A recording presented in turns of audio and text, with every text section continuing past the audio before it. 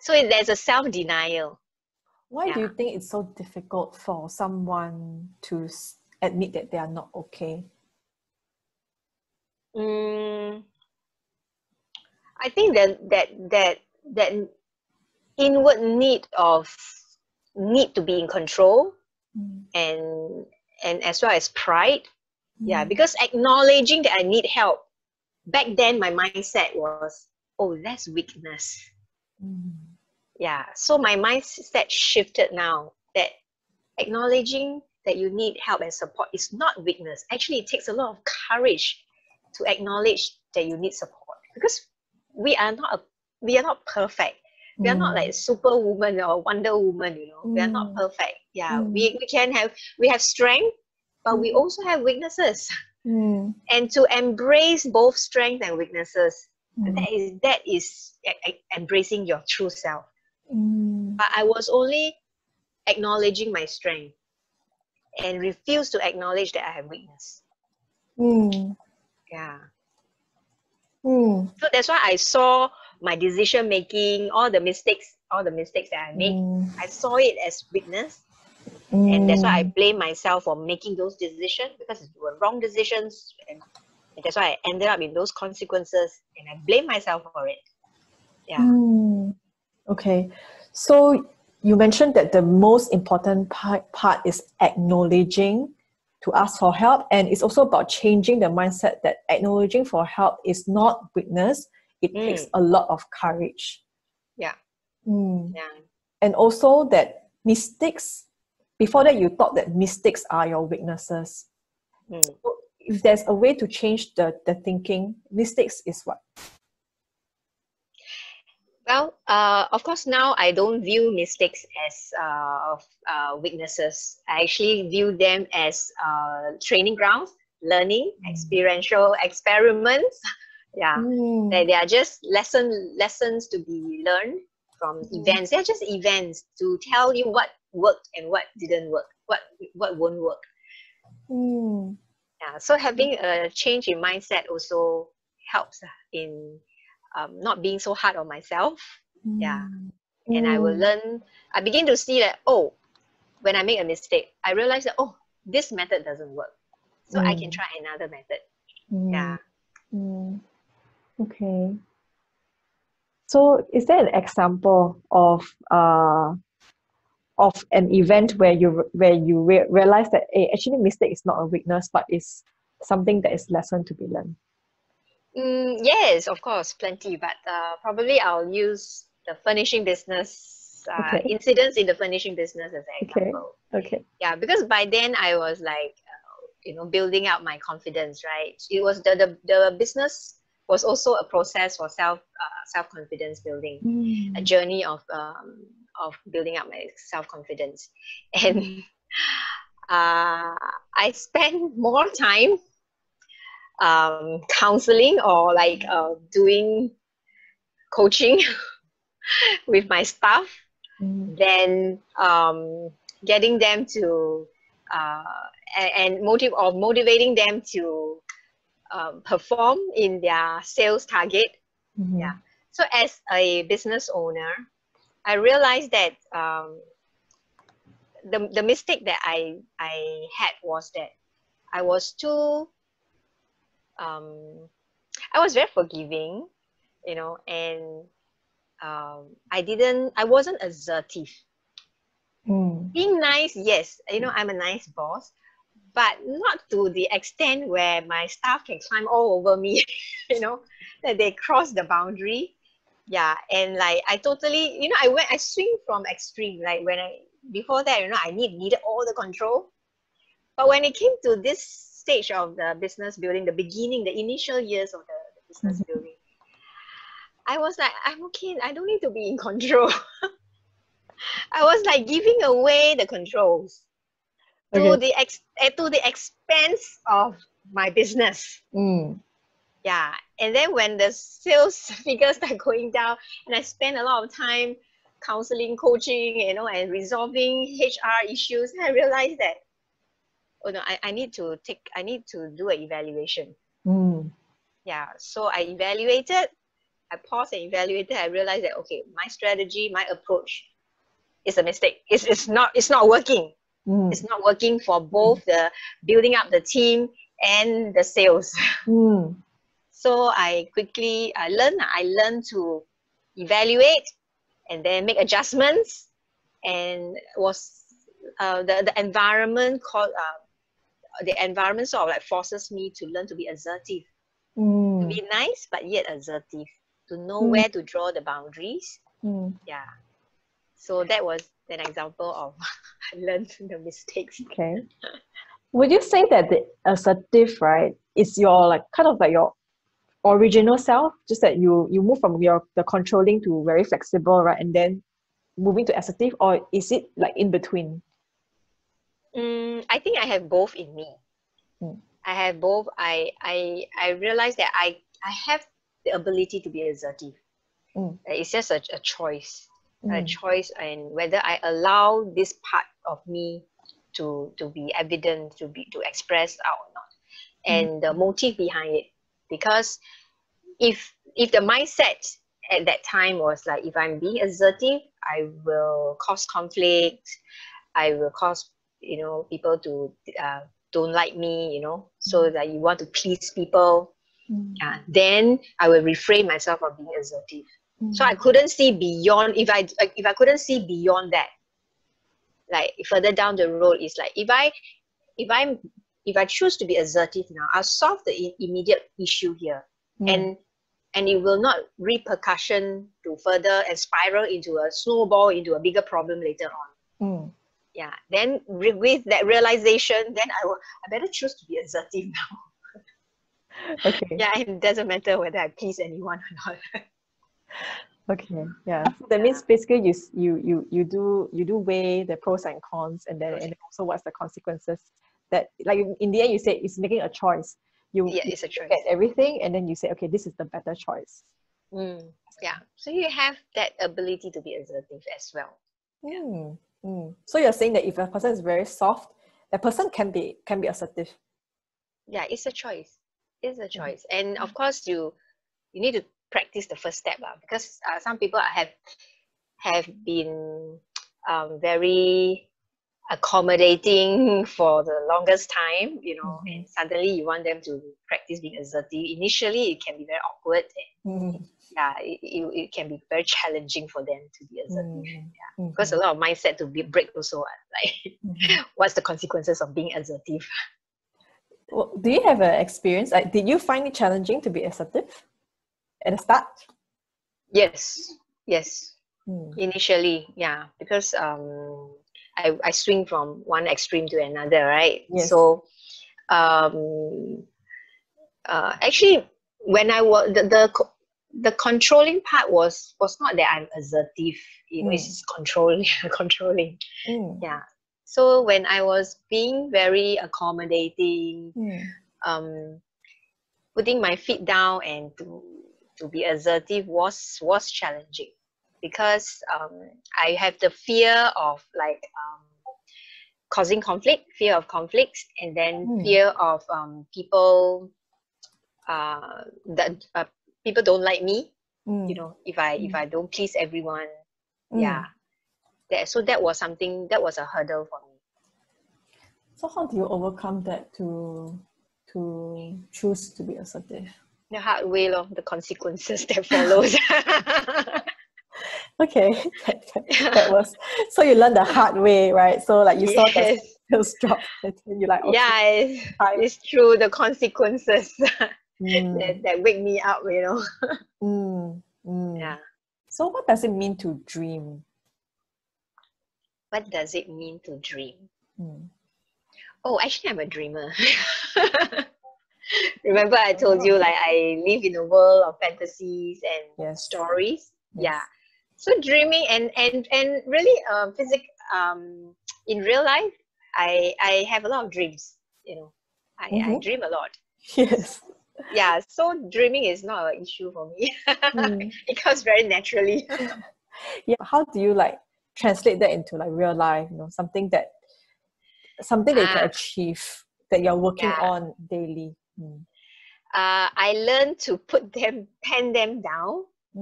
Yeah, to pen them down into goals and action plans. Because a dream is just a dream if it's not penned down, and there's no action steps in achieving those dreams. Yeah. So that's what I learned to do lah. Yeah. And what is your vision actually for your life? My vision. I have come to this point where I just want to live out my purpose in life, as in to be a message to to when people see me, what do they see? Yeah, what do I stand for? And how can my life, the evidence or whatever that I'm doing in my life, impact the person? So for me, it's just one word and one word only, and that's courage. Yeah, because I'm a mother of two, so I want to walk the talk to help my children. How to teach my children courage? That's the question that I asked myself. That started this whole book journey, and the birth of Women of Courage Asia. It all started by this question: how do I teach my children courage? And I remember when they love bedtime, children love bedtime stories, right? So I remember that, whenever I read them, I don't read them bedtime stories. We actually go into a whole experiential learning experience in when it's bedtime stories, because I will act out. I will act out the stories. I will be the big bad wolf, I will go half and half. And the kids will be, screaming and scurrying and hiding under the blanket, and I'll go half and half and go down. So they are immersed in the story. They experience the senses, all the five senses. So that got me thinking also, I cannot just tell them, be courageous, go and do this, do that. I need to show them. So when they see mommy walking the talk, doing things, so when I told them that, I don't know how I can do this, I don't know how I'm able to write this book, but they see me doing it.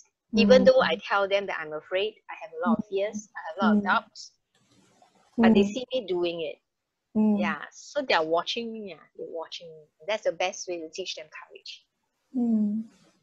Yeah. So my life purpose now is to inspire and empower other women to live a life of courage and significance. Yeah. But why does it boil down to this one word, courage? Why is this courage so important? Because I've been living in fear for the longest time, and that makes me righteously angry. Yeah, and fear has paralyzed me from doing many things. Yeah, so I felt that I was like living in a prison of fear, and ever since that breakthrough, I felt that I broke through from that prison of fear. Yeah. And courage is doing it afraid. It's doing it afraid. I mean, every time when I do something, fear still come and haunt me. But now I'm able to look at fear in the eye and face it. And, and don't believe in the lies that are throwing at me. Because there is a difference between having the ability to sense danger versus being fearful. Yeah. There's a great difference there. Yeah. Yeah. So I think what you mentioned is so important, right? That to be courageous is not that there's no fear. It's not the absence of fear. It's actually having a different relationship where you can identify, the irrational lies versus real danger. Yeah. And the other point you mentioned courage is also not just telling people about, to be courageous. But it's about doing. Yeah. About taking action. Yeah. And walking the talk. Yeah. I'm curious, what are you afraid of? Like right now, I mean, since you've been practicing courageous, and you mentioned about writing a book was very difficult and you overcame your self-doubt. Do you still feel fear actually now? Actually, now I have a very interesting relationship with fear. It used to be able to intimidate me. But now it is just a signal. It's just like any other emotions that I view it as like, what is it telling me? So whenever I am invited to speak, remember I have this extreme fear of public speaking. So now, instead of telling myself, oh, I'm scared, right? I said, this is exciting. This is very exciting because it gets my heart pumping. It's excitement. So instead of telling myself that this is fear, I'm telling myself that this is excitement. Yeah. So I guess it's reframing. Yeah, it's reframing. Okay, that's wonderful. Yeah. Just how you mentioned about your purpose in life was very, very succinct. You mentioned that you want to live out, you want to inspire women to live a life of courage and significance. Yes, to live out a life of courage and significance. Tell me the process where you, in the end, distilled until this sentence that was so clear and purposeful. How did I distill it until this?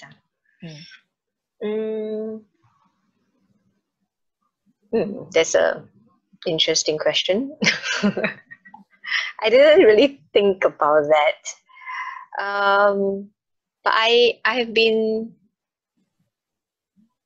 There are three areas that I always mention. That is, to get unstuck from limiting beliefs, self-doubt. Self-doubt, and self-worth, self-doubt, fear, self-doubt, and limiting beliefs. So these were the three areas that I was struggling. Yeah. And my desire to get out of that. And my desire is the opposite of fear is wanting to be courageous.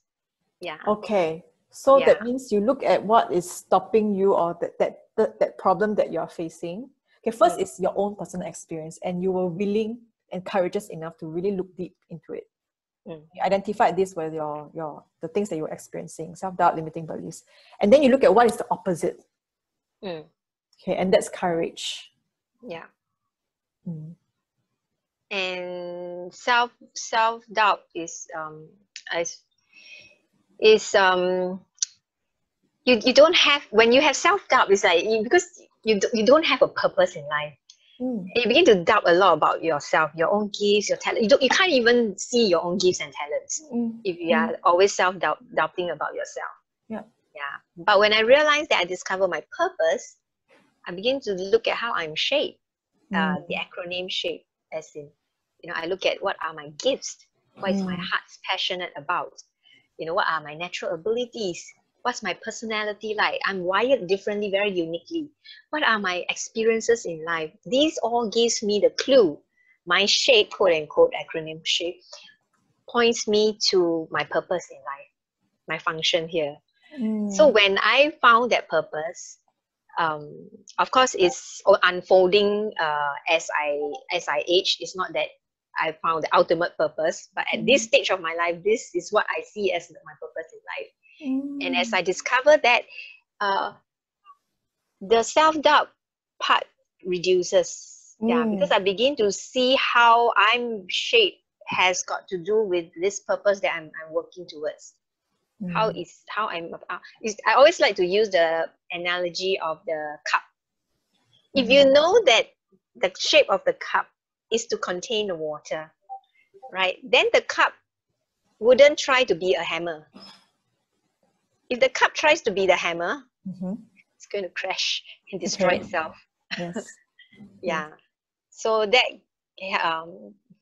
that got me thinking that, when I understand my shape, I will know what am I supposed to do.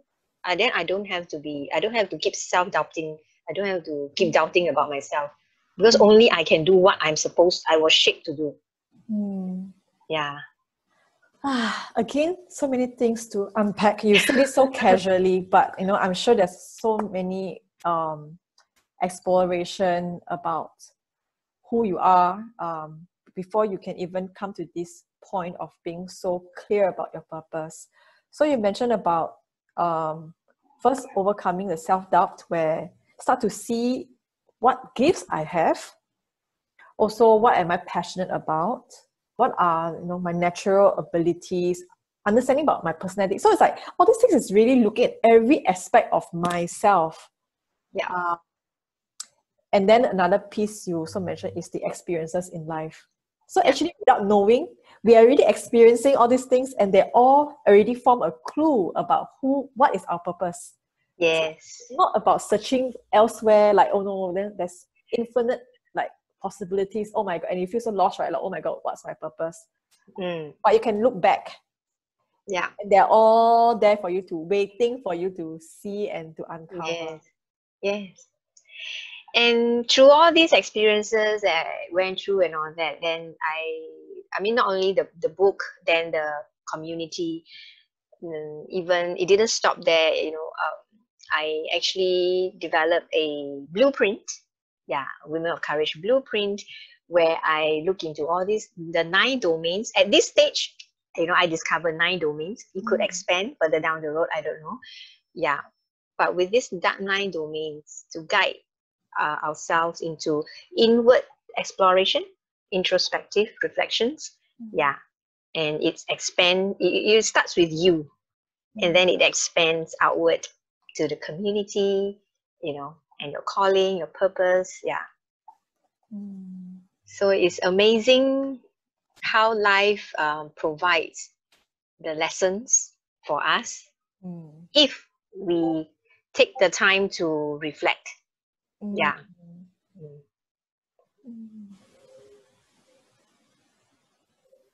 wanted to ask you, what is your greatest fear? Oh, my greatest fear. My greatest fear now would be that I'm not living out my calling. That I would have wasted all my life, and I don't know what am I doing. So that means you feel like you're not doing enough. You want to do more. No, I just want to do what I was created to do on this planet Earth during my lifetime. I don't know how long I'm going to live. If it's 80, I want to make sure that I'm living this 80 years fulfilling what I was created to be. I'm created for. So that one day when I meet my maker, it's like, did you do what you're supposed to do? I know, I'm just drifting through. In a way, this fear kind of also drives you, like, to live your purpose. Your fear and your purpose is the same. Not aligned. It's a positive fear. It's a positive fear. This is the first time I hear someone talk about a positive fear. I think, I heard people mention about, like, they view fear as one of the emotions. How you deal with it, how you deal with those emotions. So fear doesn't have to be, as long as you don't allow fear to paralyze you. You convert that fear into a positive energy and help you to achieve your goals. Rather than intimidating, paralyzing, crippling. So basically, emotions, there's really no negative or positive. It's just emotion, and then it's up to you what you do with it, right? You can turn it into a positive energy. I like that. Emotion is energy. I think you did mention earlier in your in our interview that there was this energy that you need to kind of like move it out, release it. I guess relationship is one piece that we want to not take for granted, because we are not I've learned that we are not a one-man show, and we don't operate alone. I mentioned that I was a team player, right? And when I try to be alone and do everything on my own and control everything, myself, it's a struggle. It's miserable, and it's a struggle, and it's very lonely. But when I learn to embrace myself, that my strength and my weaknesses, and because when I embrace my weaknesses, I will have the courage to receive support, right, and ask for support. So that's where I learned that we are not here alone, and our gifts and talents are not meant for ourselves. You know, yeah, it's meant to give, to contribute, to give out. Yeah, if we don't give, then we are depriving the other party from receiving the gifts and talents that is deposited in us for them. It's not for ourselves.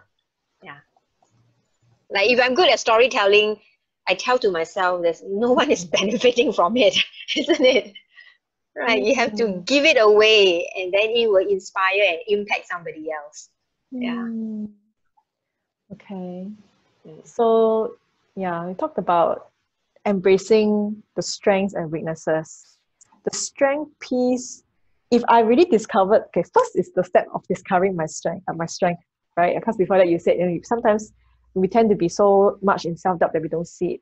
But once we found this strength, I like what you said, that don't keep it to yourself, because your gift is meant to be shared. It's meant to inspire others, meant to be given. Yeah. Yes. So that's inspiring to me. And the second piece is accepting my weakness. And to accept, I think the very important piece is you talk about the letting go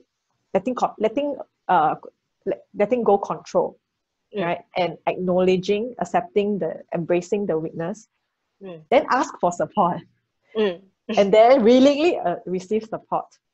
Yeah. When we give others our strength, right? So when we receive from others, we are receiving their strength. Oh, yes. Yeah, where areas where we are weak, but they have the strength, they give into us. And likewise, we give our strength into others who are weaker in those areas. Yes. Now I have a better appreciation of teamwork. Yeah. I mean, now it's painted in a very beautiful manner, right? Everyone with their gifts. But I'm a visualizer. I'm imagining everyone, you know, with their diamonds shining, and then everyone just gifting our gifts to each other. Yeah, that's a beautiful way of looking at things. Okay, our time is almost up. If there is one key message to our listeners today, what would that be? I think I love this quote by St. Francis of Assisi. He says that start by doing what is necessary, then you do what is possible, and suddenly you're doing the impossible. Yeah, so this quote has guided me whenever I feel overwhelmed, whenever I feel that it's too much, I cannot do this, I cannot handle this, you know, I don't know where to start, I don't know how to start, where to start, you know. Then I remember, start by doing what is necessary, then do what is possible, and then, you know, I will start receiving feedback from others, like, how do you do this, how do you do that? It's like, to me, I was like, oh, I'm doing something impossible to myself lah, you know. Like, how do I do that? Yeah. Yeah, but it all started with what is necessary. Yeah. Thank you very much, Lilian, for just going deep straight away, you know, by sharing such many personal stories, not just one. Yeah, I just feel very grateful and inspired. I think you're really a very amazing woman. Really living to your purpose, you know, about walking the talk, you know, being really courageous. Thank you. Thanks for listening to Awakening Dreams with Raw. If you like our show, please follow our Facebook, Instagram at Relating Authentic World, or subscribe on the major podcast platforms. Join us again as we speak with other inspiring women who are searching and living out their purpose in their lives. Stay curious, be alive. Thank you.